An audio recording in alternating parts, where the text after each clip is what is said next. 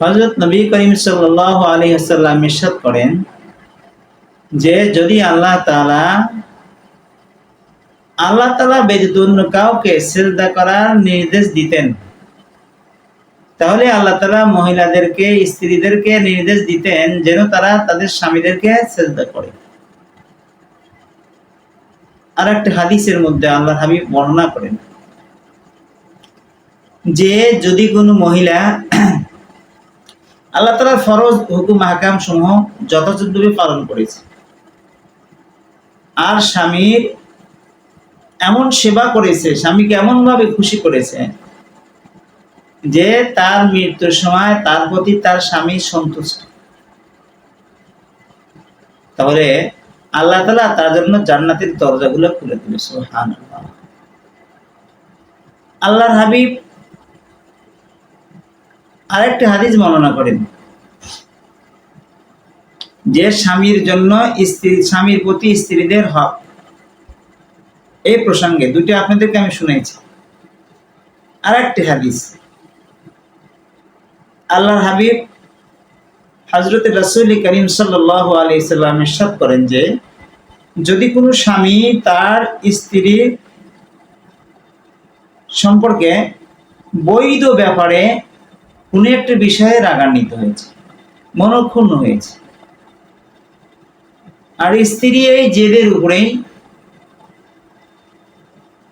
সারা রাত কাটিয়ে দিয়েছে, স্বামীর ডাকে সাড়া না দিয়ে, স্বামী রাগ করার পরও তাকে ডাকছে নিজের হাজত পূরণ করার জন্য, অথচ স্ত্রী তার সেই ভুল জেদের উপরেই রাত কাটাইছে, তাহলে সারা রাত ফেরেশতারা তার জন্য লানত করে। নাউজুবিল্লাহ। দেখেন, একজন যোদ্ধার সাহাবীর স্ত্রীর একটি এই প্রসঙ্গে একটি আশ্চর্য ধরনের ঘটনা। যোদ্ধার সাহাবী যুদ্ধতে যাওয়ার সময় তার স্ত্রীর পেটে তার স্ত্রীকে গর্ভ অবস্থায় রেখে যান।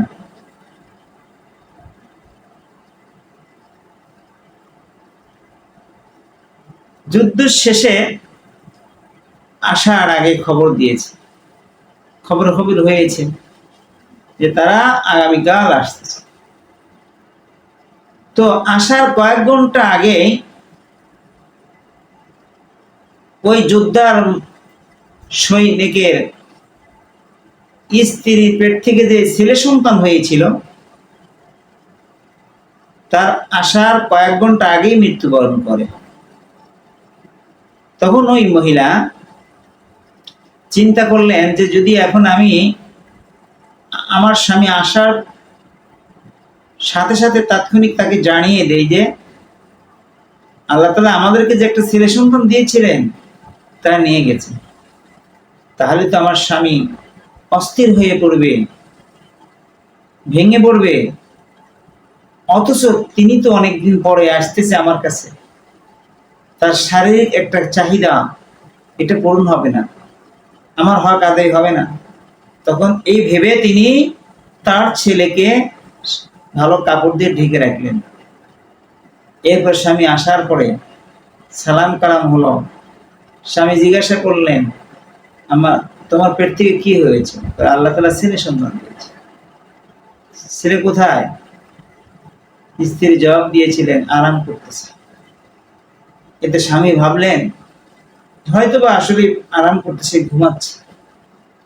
তো এই অবস্থায় তাদের রাত কেটে যায়, দুজনের মাঝে মিলন হয়, মধুর মিলন।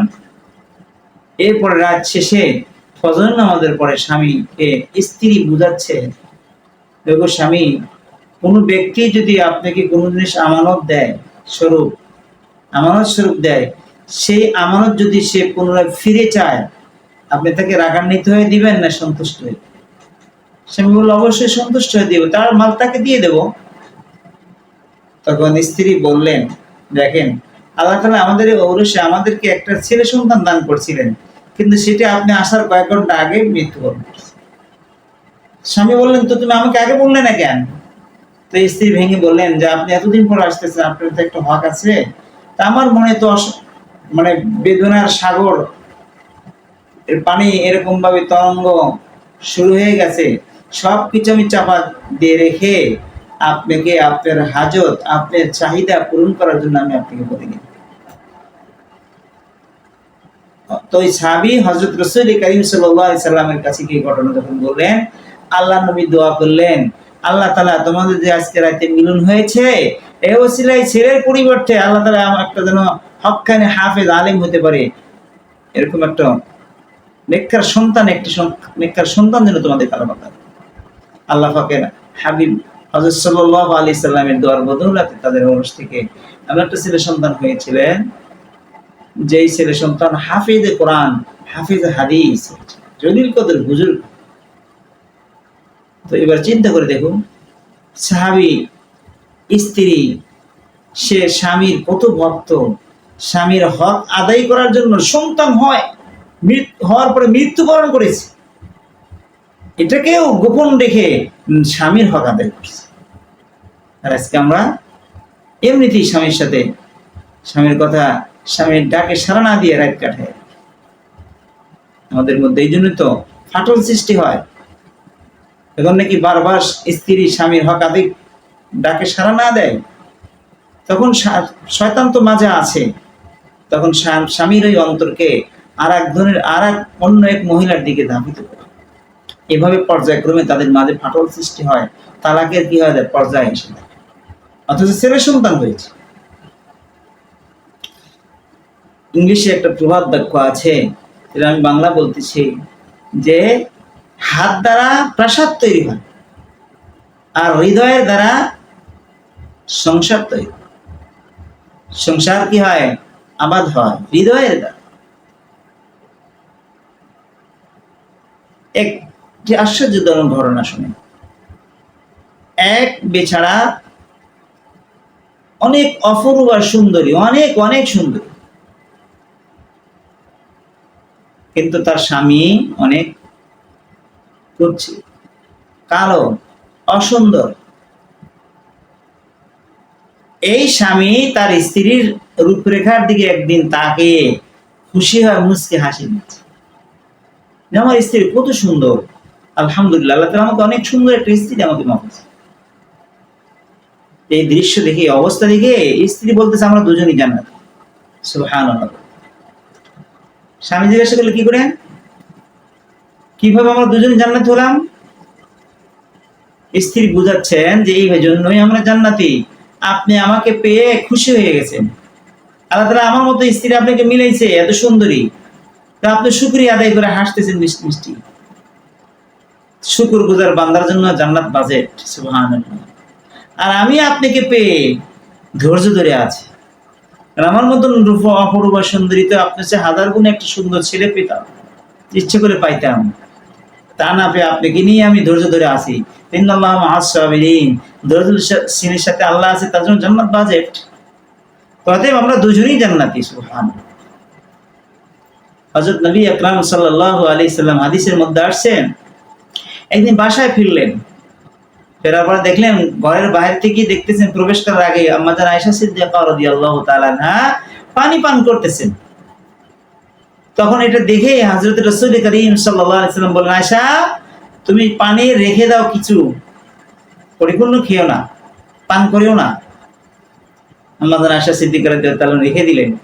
আর রাসূল আকরাম সাল্লাল্লাহু আলাইহি ওয়াসাল্লাম ঘরে প্রবেশ করার পরে বললেন, আয়েশা তুমি কোন জায়গায় মুখ লাগায়ে পান করেছো, চিহ্ন আছে কিনা? বলেন, জি ইয়া রাসূলুল্লাহ, এই জায়গায় থেকে আমি মুখ লাগায়ে পান করেছি। হযরত রাসূল করিম সাল্লাল্লাহু আলাইহি ওয়াসাল্লাম ঠিক সেই জায়গায় মুখ লাগায়ে পান করেছে। বন্ধুরা, এটা হচ্ছে স্বামী ভক্ত। আবার স্বামীও স্ত্রীর হক আদায় করতে হবে। কিভাবে? মহিলাদেরা যখন নাকি বাবার অধীনে থাকে, মেয়েরা, তখন বাবা তার ভরণ পোষণের দায়িত্ব। যখন ছেলের অধীনে থাকবে, বাবার অবর্তমানে বড় ছেলে, যোগ্য ছেলে, তখন ছেলে মাকে দেখাশোনা করবে, তার ভরণ পোষণের দায়িত্ব। এরপরে ভাই যদি থাকে, বাবার না থাকলে ভাই, বড় ভাই, তাহলে বড় ভাই ওই মেয়ে ভরণ পোষণের দায়িত্ব। এরা থাকা অবস্থাতেই এরপরে স্বামীর অধীনে থাকলে, যখন সে কি স্বামীর অধীনে থাকবে, তো স্বামীর জন্য তাকে ভরণ পোষণ করার দায়িত্ব। কেউ না থাকলে তখন নিরুপায় হয়ে বাধ্যতামূলক, যদি তার কামাই রোজগারে কেউ না থাকে, তখন সে শরীয়ত সম্মত, শরীয়তের অনুমতি আছে, শরীয়তে যেভাবে তাকে বের হতে বলে সেইভাবেই শর্ত সাপেক্ষে সে বের হতে পারবে। তো এইভাবে স্বামী স্ত্রীর হক হচ্ছে তাকে সাধ্য অনুযায়ী ভরণ পোষণের দায়িত্ব স্বামীর। তাকে যতটুকু পারে, যতটুকু উপার্জন করে সেই অনুপাতে তাকে খাবার দিবে, তাকে পোশাক দিবে, তাকে তেল সাবান ইত্যাদি যা কিছু লাগে সেই সামর্থ্য অনুযায়ী দেওয়া স্বামীর জন্য কর্তব্য স্ত্রীকে। তো স্বামী স্ত্রীর হক সম্পর্কে আরো আলোচনা আছে, আপনাদের সামনে আমি সংক্ষিপ্ত আকারে কিছু আলোচনা করব। তো দুইজনের মন যদি এক হয়, দুজনের মধ্যেই দোষ থাকতে পারে, দোষ গুণের দিকে না দেখে গুণের দিকে, উভয় গুণের দিকে দেখবে, একে অপরের গুণ দিকে দেখে শুকরিয়া আদায় করবে, আর সেটা সে কি করবে, প্রশংসা করবে। দেখা যাবে পর্যায়ক্রমে তাদের মাঝে কি আসবে, শান্তি রহমত দ্বারা আল্লাহ পাক ভরে দিবে। সুবহানাল্লাহ।